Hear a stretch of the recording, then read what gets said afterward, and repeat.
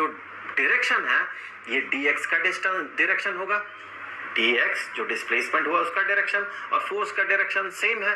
तो यहाँ पर डॉट प्रोडक्ट में भी जो फाइनल वैल्यू हमें मिलेगा वो इसका मैग्नीट्यूड, फोर्स का मैग्नीट्यूड और डिस्प्लेसमेंट का मैग्नीट्यूड का ही प्रोडक्ट होगा। तो यहाँ पर हम कह सकते हैं कि dw is equal to force जो कि है g into m into capital M over x squared into dx। तो इतना छोटा सा वर्क हमें करना पड़ेगा इस पॉइंट से इस पॉइंट तक, इसी मास को m मास को ले जाने के लिए।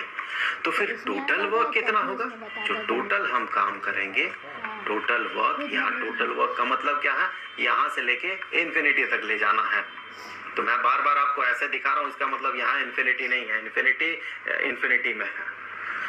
तो total work is equal to W। कैसे पता करेंगे? इंटीग्रेट कर देंगे। किसे इंटीग्रेट करेंगे? dw को इंटीग्रेट करेंगे। सो हमने कर दिया dw को इंटीग्रेट। तो dw को इंटीग्रेट किया, इसका मतलब हमें इसे भी इंटीग्रेट करना होगा। सो जो कि बराबर होगा integration of g mm over x square dx के। यहाँ हमें लिमिट बैठाना होगा।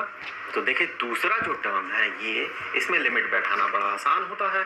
यहाँ पर किसके टर्म में? x के रेस्पेक्ट में हम इंटीग्रेट कर रहे हैं। x है क्या? सेंटर से किसी एक पॉइंट का डिस्टेंस जो है वो है x। तो हम कहाँ से कहाँ तक काम कर रहे थे? ये जो वर्क डन है कहाँ से कहाँ तक के लिए? इस पॉइंट से लेके इंफिनिटी तक के लिए।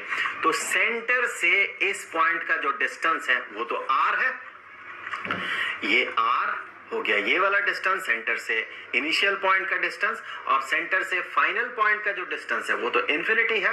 तो लिमिट्स हम यहाँ पर बैठा सकते हैं r से लेके इंफिनिटी तक।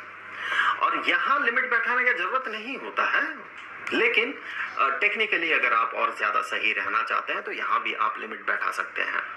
तो यहाँ हम कैसा लिमिट बैठाते हैं? हमने क्या माना? Total work is equal to W, और हमें ACW के रेस्पेक्ट में इंटीग्रेट करना होगा और इंटीग्रेशन में लोअर लिमिट और अपर लिमिट बैठाना होगा। तो इनिशियल पॉइंट में जब हम काम करना शुरू कर रहे हैं, जब शुरुआत हो रहा प्रोसेस का, तब तो हम यहाँ पर है, ऑब्जेक्ट तो यहाँ पर है। इस पॉइंट ऑफ टाइम में आपने कितना काम किया? जैसे कि इस केस में क्या था, इस पॉइंट ऑफ टाइम में ये जो x का वैल्यू क्या है? x का वैल्यू r है।